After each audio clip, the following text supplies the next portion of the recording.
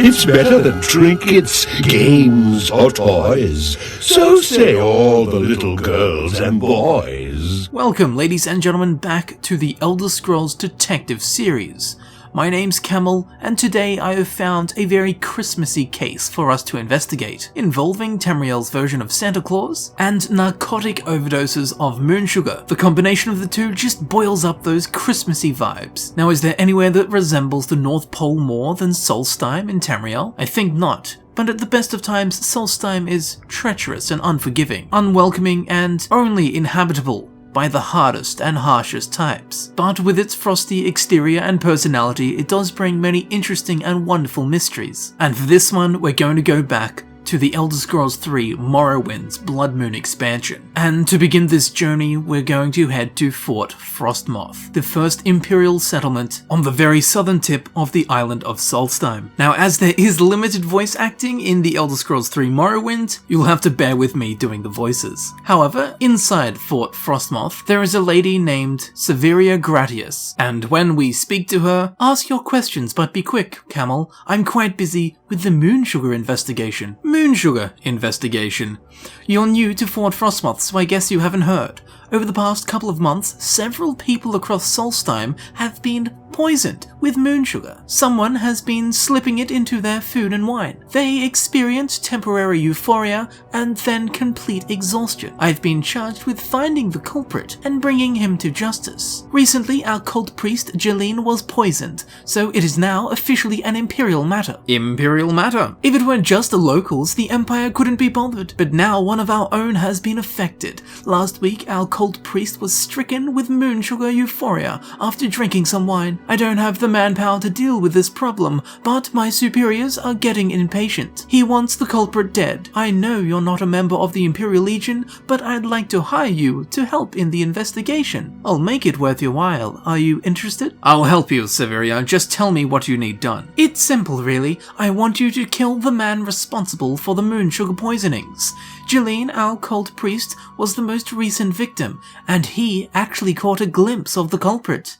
It was a man wearing, oddly enough, a unique white Colovian fur helm. Bring me this white helm, and I'll know the deed is done. Now go, speak to Jeline at the cult shrine here in Fort Frostmoth before you depart. He has some more information. So now let's go and speak to the Imperial cult priest, Jeline. Hello, Camel. I heard you've been speaking to Severia Gratius about the moon sugar investigation. I'll do whatever I can to assist you, of course. Moon sugar investigation. Yes, I too was stricken with moon sugar euphoria. It was just last week after a cult service. I sat down to some wine, and moments later realized something was wrong. I am a law-abiding man, Camel, and have never experienced anything so free in all my life. The laughing, the dancing, it was horrible. And then, as I drifted off, I saw him. A strange man, old and frail, certainly no Nord, wearing a white Colovian fur helm. But even stranger was his silly song. Silly song. It's rather embarrassing, really. I mean, I was deeply affected by the moon sugar, and I'm not even sure I can trust my own recollections. But, well, I heard singing. It was a very strange tune, more like a nursery rhyme.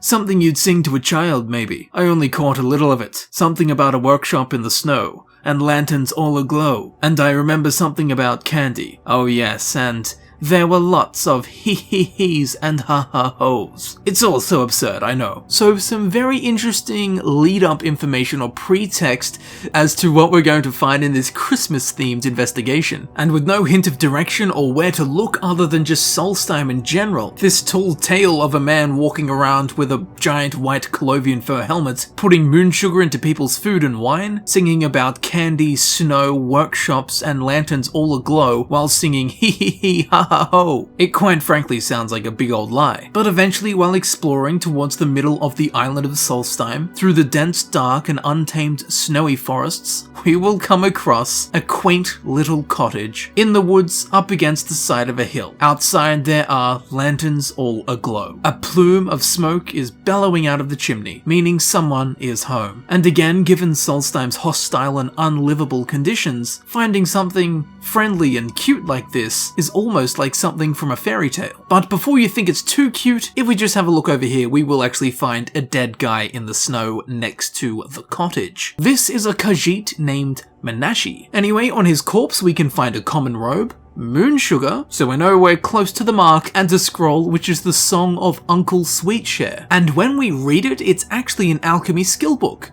and will increase our alchemy skill. The Song of Uncle Sweetshare. Hee hee, ha ho, to the workshop he will go. My uncle's candy is so sweet, it's such a yummy winter's treat. When the sugar is warmed by the pale hearth light, the happiness spreads throughout the night. Hee hee, ha ho, to the workshop he will go. Uncle Sweetshare is coming near to spread his candy and his cheer. It's better than trinkets, games or toys, so say all the little girls and boys. Yeah boy. Hee hee, ha ho, to the workshop he will go. Candy, candy, he makes so much, Uncle Sweetshare has a magic touch. So it's back to the workshop in the snow with lovely lanterns all aglow. Hee hee ha ho, hee hee hee ha ha ho. Just so you know, it's currently 12:30 AM on Christmas Day. So if any kid in the neighborhood hears this, they're probably going to think Santa Claus is actually flying around outside. But back to the Uncle Sweetshare investigation. So now we know it's on the outside of Uncle Sweetshare's workshop. I'm sure along with me, you are very curious to see what is inside. So let's head into Uncle Sweetshare's workshop.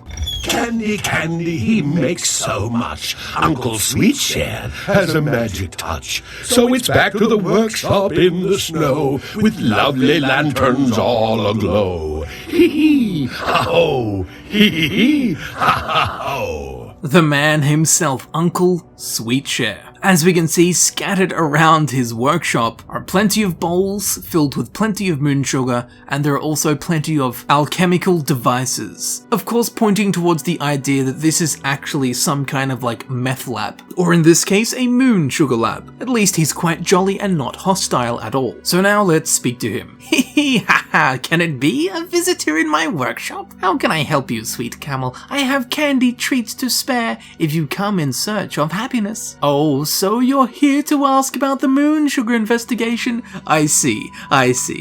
Hee hee hee hee hee. Candy treats.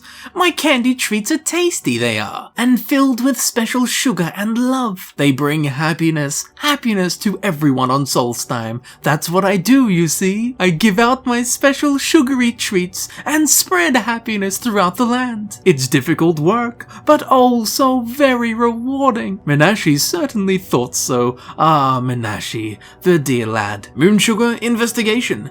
That Severia Gratius is so grumpy. Maybe I should visit her next. Because that's what I do, Camel. I visit the sad and miserable and spread all the happiness I can. It is the way of Uncle Sweetshare, you see. Now that Jeline, there's a sad, sad boy. His true love has disappeared, don't you know? Very sad, very sad. That's why I sang to him, Camel. He needed something extra, something special. Sugar and song, it cures all. Uncle Sweetshare, that's me, you see, Uncle Sweetshare. Just like in the children's rhyme, when I found that old song, the lyrics moved me like nothing else in my life. I knew at that moment who I truly was, and what I was meant to do. So I had this workshop built. I make treats here, you see, delicious treats with the special sugar, moon sugar. Hee hee ha ha. Then I spread my cheer throughout the land, but it's all a secret. Shh. Now at this point, you can either spare him or kill him. Either way, for the quest, you'll be given or you need to take the white Clovian helm, unique to Uncle Sweetshare. Of course, I'm going to spare him. Give you my helm? Stop sharing my sugar. Yeah, distressing, most distressing. But you will let me live. I do so love to live, Camel. Alright then, we have a deal. Here's my white helm, and you have my promise. I will not spread any more cheer. I will keep my candy all to myself. That won't be so bad, will it? Hee hee hee hee ha ha ha. And then we'll ask him about Menashe. Menashe was my assistant. He helped me make my candy. He so loved his sugar, Menashe did. He loved it a little too much, I'm afraid. He died, you see. His sweet tooth got the better of him. I buried him just outside. We had a lovely little ceremony. The hawkers came and sung for him. They did. Hee hee hee. Ha ha ha ha. If only this guy could berry as well as he can cook up some moon sugar. Alright, so this guy's one of my favorite characters in the Elder Scrolls games. I just love the idea of, at the Imperial Fort where they have such strict rules, they can't even have alcohol in the Imperial Fort, and Solstheim's just covered in bandits and pirates, and things that want to kill everyone, and everything's so serious. And then there's this guy just running out of the forest going, hee hee hee, ha ha ho, lanterns all aglow in the snow. He's just sneaking moon sugar into people's food and wine, and he's running around in his robe and giant white hat going, hee hee hee, back to the workshop I will go. And he just runs off back into the forest after spiking everyone's food with a pretty heavy illegal drug in the Elder Scrolls games, moon sugar. I absolutely love the goofiness of this. Hee hee ho ho. And as goofy and funny as it is, we can see obvious parallels to the real-life Santa Claus. He's out in the snow in a workshop, he sings songs. Although they may not be toys, he does give gifts and treats to all the good little girls and boys of Fort Frostmoth. His robe and his helmet are as close to Santa Claus's clothing as Bethesda dared to go. And while he wears a white Colovian helmet, a unique one, in the game files there is actually a red Colovian fur helmet. Unfortunately, I think it was removed from the game before they actually got to skin it,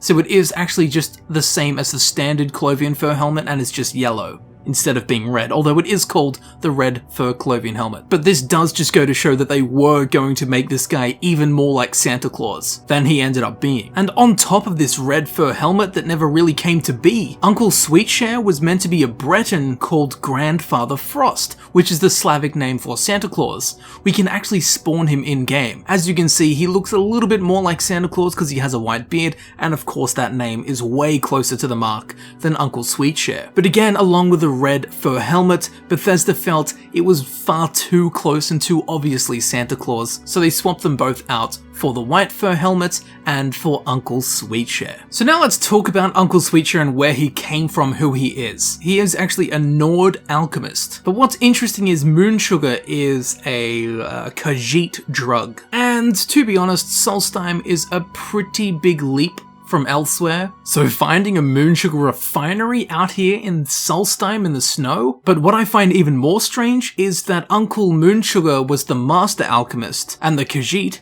Menashe, was the apprentice alchemist, suggesting that Uncle Sweetshare was running the show. If it was the other way around, it would make a little bit more sense, as Menashe would be the one with the moon sugar skills, as he is a Khajiit. So how a Nord came to have these skills, and better skills than a Khajiit, and then on top of that, where he even got the Khajiit apprentice from, as on Solstheim, Fort Frostmoth is like the real first settlement of kind of outsiders on Solstheim. So having this well-studied alchemist Nord and a Khajiit apprentice already established here before the Imperials got here and established a fortress, that's weird. Also very curiously, when we speak to Uncle Sweetshare about the topic of Uncle Sweetshare, he says, just like in the children's rhyme, when I found that old song, the lyrics moved me like nothing else in my life. I knew at that moment who I truly was and what I was meant to do. So I had this workshop built. So Uncle Sweetshare interpreted this old children's rhyme, which I assume was also called Uncle Sweetshare, and then decided to live that life. But then that begs the question, who was the original Uncle Sweetshare, or where did that nursery rhyme come from? I suppose we'll never know. A very strange case and a very curious one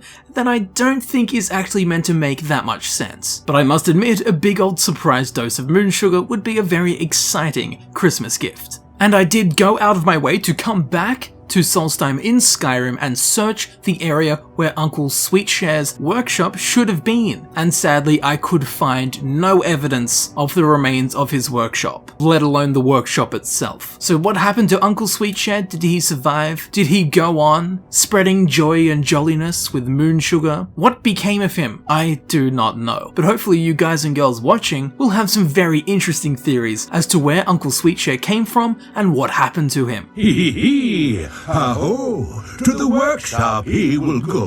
My uncle's candy is so sweet. It's such a yummy winter's treat. When the sugar is warmed by the pale hearth light, the happiness spreads throughout the night. Hee hee! Ha-ho! To the workshop he will go. Uncle Sweetshare is coming here to spread his candy and his cheer. It's better than trinkets, games, or toys, so say all the little girls and boys. Hee, ha-ho, to the workshop he will go. Candy, candy, he makes so much. Uncle Sweetshare has a magic touch. So it's back to the workshop in the snow, with lovely lanterns all aglow. Hee, ha-ho, hee, ha-ha-ho. So I hope that you enjoyed this Christmas-themed Elder Scrolls Detective episode. I do wish you a Merry Christmas and a very Happy New Year. Of course, be sure to leave any comments if you have any theories or things to add to this Uncle Sweetshare character. Also be sure to let me know of anything cool that you have found in any of the Elder Scrolls games that you think is worth investigating or just bringing into the light in one of these Elder Scrolls Detective videos. If you enjoyed the video, please consider leaving a like. One like equals one prayer for Menashe. Of course, share the jolliness of Christmas by sharing this video with your friends and family. If you'd like to see videos similar to this one, please consider subscribing. A link to my Twitter account can be found in the description. There of course will be a playlist on screen which is the Elder Scrolls Detectives playlist, so you can check out more videos there. And with that said, thank you very much for watching, thank you very much for supporting the channel all throughout this year. I hope you have a wonderful Christmas and I will see you very shortly in the next video. I'll see you there in a second.